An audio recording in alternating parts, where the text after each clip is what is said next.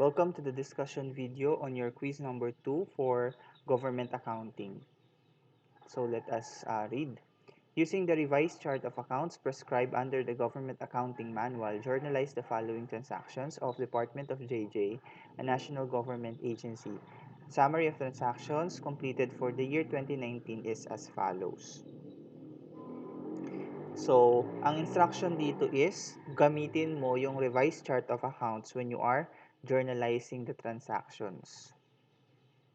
So, dapat ang ginagamit na kailangan when you are preparing the journal entries, you are looking at the accounts na nandoon mismo sa revised chart of accounts na prescribed ng Government Accounting Manual because in actual practice is yun yung ginagamit ng mga account titles for you to familiarize. So, let's go with item number 1. This discussion will also serve as a checking on the scores na nai-release sa iyo so you can check kung tama yung pagkakalagay ng points sa iyo. So for item number 1, allotment to the agency issued by the DBM broken down as personal services 800, MOOE 2,000, capital outlay 600 and financial expenses 50. So, we already discussed in the previous modules na ang allotment ay hindi gino-journalize. So, ano ang gagawin mo for item number 1? It is recorded in the registry of allotments and obligations. So, ang recorded sa RAOPS, yung registry of allotments and obligation for personal services, 800. For RAOMO, yung maintenance and other operating expenses, 2,000. For RAOCO, 600. And for RAOFE, 50. So, kung indicate mo yung memo entry o nailagay mo tong mga items na ito, you have 2 points. Merong mga typographical error yung ibang nagsagot, hindi ko alam kung bakit. Yung RAOFE ay ginawang 60, 1 point lang sila. So, kapag tama ka dyan, RAOPS 800, RAOMO 200, RAOCO 600, RAOFE 50, that is 2 points. For number 2, receipt of the notice of cash allocation 2,500. So, papaano ang journal entry? You debit cash, modified disbursement system regular 2,500 and then credit subsidy from national government 2,500. So, you have for number 2, 3 points yun. Okay, number 3, incurred obligations for the following. Rent for 2 years, 60 pesos. NECO bill, 50. PLDT, 40. Computer, 120. IT software, 30. And petty cash fund for MOE, 45. According to the discussion on the previous module, yung obligation, yung accounting for obligation, it is not journalized, but it is recorded in the registry of allotment and obligation. So ngayon, babawasan mo na yung nakalagay dun sa allotment dahil nag-incur ka na ng obligations. So ano ang entry mo dyan? A deduction on your RAW mo. Pwedeng pagsama-samahin na, pwede ring isa-isa. Pero dapat naka-indicate na kung saang registry of allotment and obligation mo yan, i-charge. So, for RAW mo, yung 60, Meralco bill, NECO bill, 60, yung rent na 60, yung NECO bill na 50, yung PLDT bill na 40, then yung petty cash fund na 45, that is 60 plus 50 is 110 plus 40, 150 plus 45, 195 yung RAW mo, yung deduction sa RAW mo. And for RAW ko naman, capital outlay, yung computer na 120 and IT software is a capital outlay. So, 150 naman for RAW ko. So, that is 2 points. Number 4, receipt of computers per invoice and delivery receipt 120. Okay. How do you recognize item number 4? Ang computer, pag nag-refer ka sa, in the government accounting kasi, gumagamit tayo ng revised chart of accounts. So, kung ano yung naka-indicate doon sa GAM na revised chart of accounts, yun lang ang pwede mong gamitin. Kaya nga may coding structure doon. So, ang computer, hanapin mo kung saan siya magpo-fall. Hindi pwedeng mag-iimbento ka na, debit computer, or kung ano man. Ang computer, if you will look at the Government Accounting Manual Volume 3, pumapasok siya sa Information and Communications Technology Equipment. So what is the journal entry for number 4? You debit informations and communications technology equipment 120 and then credit accounts payable because it is hindi pa siya delivery pa lang siya without payment pa to. So accounts payable pa yan. 120. Merong mga nagsagot ng semi-expendable information and communication technology equipment. Kinonsider ko yon because alam naman natin na when you concede on your assignment, kapag 15,000 and below ang isang asset, it is classified as a semi-expendable asset. So ibig sabihin, pag mga ganong amount na 15,000 pababa on the succeeding period ay i-expense lang din naman yon. So dahil dito 120 ang amount, yung iba ginawang semi-expendable. So kinonsider ko siya pero in actual practice wala naman talagang 120 na computer. So pinasimple ko lang itong problem, inalis ko yung mga 000, yung thousands niya para mas madali ko siyang i-check. Pero yung mga nagsagot ng semi-expendable at nagsagot ng information and communications technology ay both correct. So gusto ko lang makita yung kung paano mo hinanap yung computer as an account, ano siya as an account title, saan siya naka-under sa revised chart of accounts ng GAM. So number 4, that is 2 points. Debit ICT equipment, credit accounts payable 120. For number 4, receipt of IT software based on invoice and delivery receipt 30. IT software. So when we say software, this is not an equipment. This is an intangible asset. So when you look at the government accounting manual, merong account title doon na computer software. So yun dapat ang entry mo dyan. You debit computer software and then credit accounts payable 30.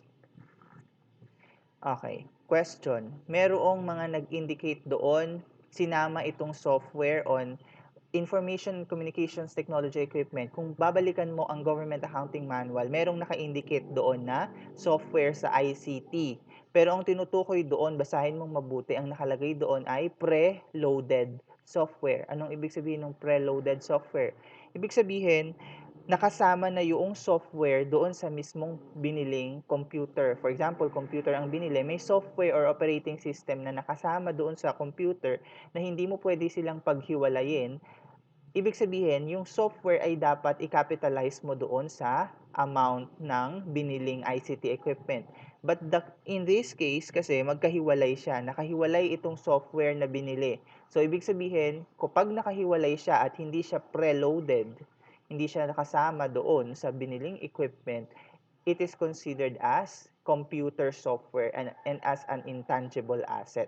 So, debit computer software and then credit yung accounts payable 30. Okay. Merong gumawa ng semi-expendable, that is wrong. Walang semi-expendable for this classification ng software. Number 6, payment of 2 years rent. Okay, yung number 5, that is 2 points. Yung itong number 6, payment ng 2 years rent, you debit, since this is a prepayment, you debit prepaid rent, 60, and then credit credit cash, modified disbursement system, regular. Ang assumption dito is the use of the MDS account. Kumbaga, yun ang ginagamit mo. So that is for 2 points. Number 7, payment of NECO bill, 50. Okay. Since NECO bill is, this is electricity. Hanapin mo sa GAM, sa nagpo-fall ang electricity, ang classification doon ay electricity expenses. So, debit electricity expenses, credit cash modified disbursement system regular 50. Next, payment of PLDT bill. Okay, etong PLDT bill, may mga nagsagot dito, debiting telephone My suggested answer here is debit telephone expense and then credit cash modified disbursement system regular. So that is 2 points. May mga nagsagot ng internet subscription expense, debit internet subscription expense and then credit cash modified disbursement system regular, 40. Kinonsider ko din yon dahil hindi naka-indicate kung anong klaseng PLDT bill ito. So pwede kasi siyang telephone at pwedeng internet. So considered yon. Number 9, establishment of the, number 8 is 2 points. Number 9, establishment of the petty cash fund for MOE, 45. So how do you establish a petty cash fund? Ililipat mo lang from cash account to a petty cash account. So debit petty cash, 45, and then credit your cash modified disbursement system regular, 45. So that is 3 points. 3 points itong number 9. Okay. Upon checking, meron akong nakita na ang ginawa dito is memorandum entry. Hindi mo na po yan, kung sino man yung nagsagot ng memorandum entry, hindi siya memorandum entry doon sa raw mo because na-i-record mo na po siya as obligation dito. Sa PET, di ba? Ni-record mo na siya as obligation dito sa raw mo na 45. Then dito, kumbaga, yung obligation ay tinranslate na into a disbursement. Dati dito, pansinin mo, lahat yung dito inobligate mo na because that is the process in the government. Pag na-receive yung NCA, doon ka palang pwedeng mag-obligate. Hindi pwedeng magbayad ka nang hindi ino-obligate yan. Kasi dapat dadaan sa budget. I-check muna nila kung talagang yan ba ay pasok doon sa budget niya. Kaya pansinin mo, on item number 3, inobligate muna lahat yung items bago siya binayaran. So, ganyan ang process in the government. Obligation muna nung disbursement bago yung actual disbursement niya. Kaya yung nagsagot on item number 9 na ni-record siya uli at sa raw mo is wrong. Because ang effect dito is yung actual disbursement na. Kasi kung i-record mo uli siya sa raw mo, mado-double entry ka na on your raw mo dahil ni-record mo na siya dito on item number 3. Okay, let's go with number 10. Payment of computers less 10% withholding tax. Okay. Babayaran na yung computer na binili kanina under number 4. So, kung babayaran yan, you debit accounts payable, 120. You credit less with 10% withholding tax daw, credit due to BIR, 10% ng 120 is ilan yan? 12?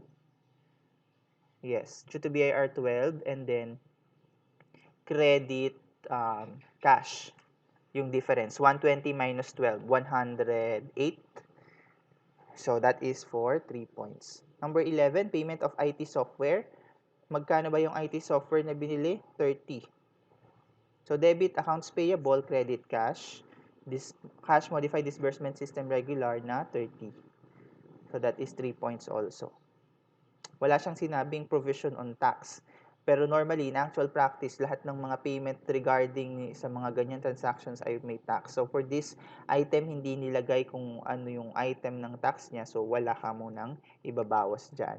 For number 12, issuance of a tax remittance advice for the withholding tax. So, binigay na yung amount ng kailangan ng withhold daw ay 12. So, paano mag-recognize? You debit cash tax remittance advice and then credit cash modified disbursement system regular. So, nilipat mo lang from cash MDS to cash TRA. Next, remittance of taxes to BIR. So, yung nilipat mo kanina na cash TRA, ibayad mo na ngayon sa BIR through a constructive payment. Paano yun? I-close mo lang. Debit due to BIR, 12 pesos. And then, credit cash tax remittance advice, 12 para ma-eliminate yung TRA niya. Number 14, collection of income and other receipts which the agency is authorized to utilize in its operations. So, kapag ikaw ay nag-collect, may mini-maintain na account title in the GAM, which is the cash collecting officer. So, debit cash collecting officer. Normally, may subsidiary ledger yan kung sinong collecting officer. For example, Sherwin Santos. Cash collecting officer, Sherwin Santos. So kapag tiningnan yung subsidiary ledger na yon, ay makikita na merong accountability yung Sherwin Santos in remitting or in depositing the amount collected. So debit cash collecting officer, and then credit other service income, credit sales revenue 40. Ayan.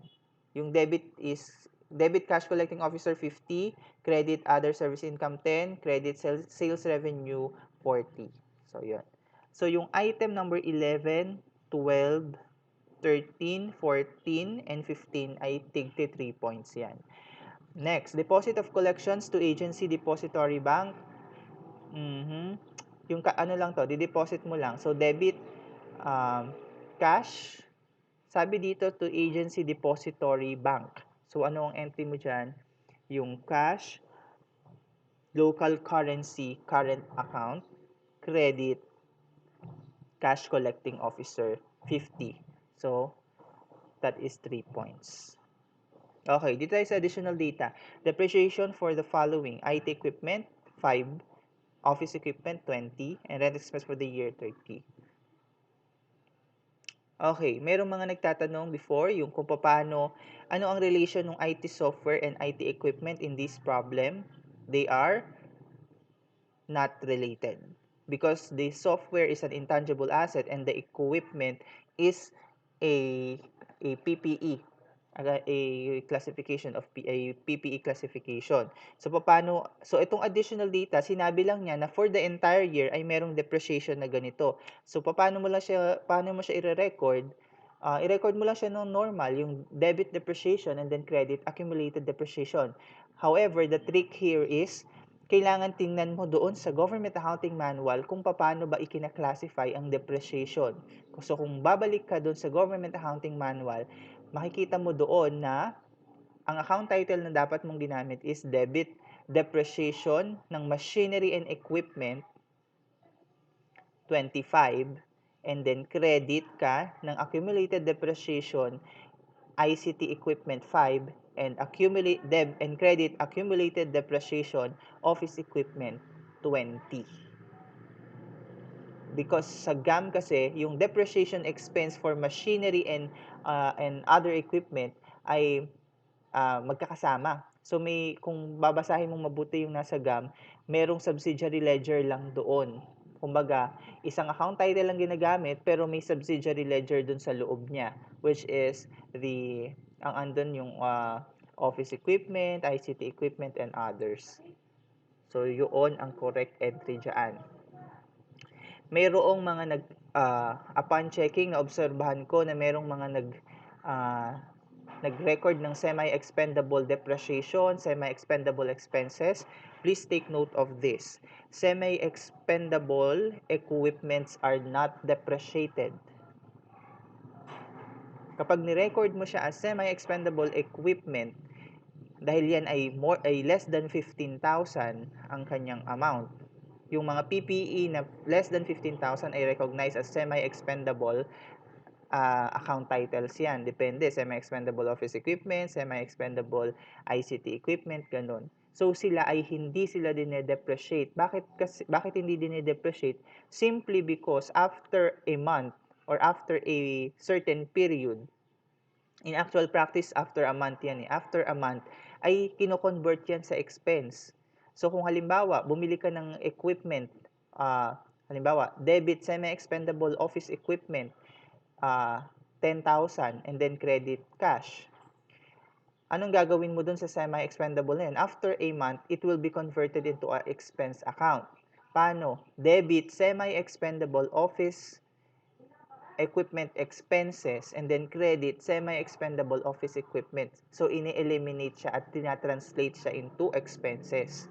Yung equipment na binili na yon eventually ay magiging expense. Kaya hindi mo na siya dapat lagyan ng depreciation expense because that will overstate your expense accounts. So, hindi nilalagyan ng depreciation ang semi-expendable. So, dapat hindi mo yun ginamit on this item. Kahit na nakita mo na below yan ng 15,000 because walang depreciation on semi-expendable account titles. So, kung tama ka on letter A, depreciation, may 1 point ka dun. Kapag nakita ko mali ang classification mo ng depreciation, halimbawa depreciation IT equipment, depreciation office equipment, that is wrong. Ibig sabihin, hindi mo tiningnan yung revised chart of accounts. Hindi mo ginamit yung account title na dapat gamitin under GAM. Letter B, rent expense for the year is 30. Ni-recognize lang ito, yung expense. So, you debit rent expense 30 and then credit prepaid rent. So, ineliminate mo lang yung prepayment dyan. Letter B is 1 point also. So, kung ito-total mo yan, dapat ikaw ay merong 40 points. O, i-recap natin for item number 1, 2 points. Number 2, 3 points. Number 3, 2 points. Number 4, 5, 6, 7, 8, 2 points each. Number 9, 10, 11, 12, 13, 14, 15, 3 points each. Tapos yung additional data na depreciation at rent expense ay tig 1 point lang. So kung meron kang question, sa GC na lang po. So I think that ends the discussion for quiz number 2. Thank you.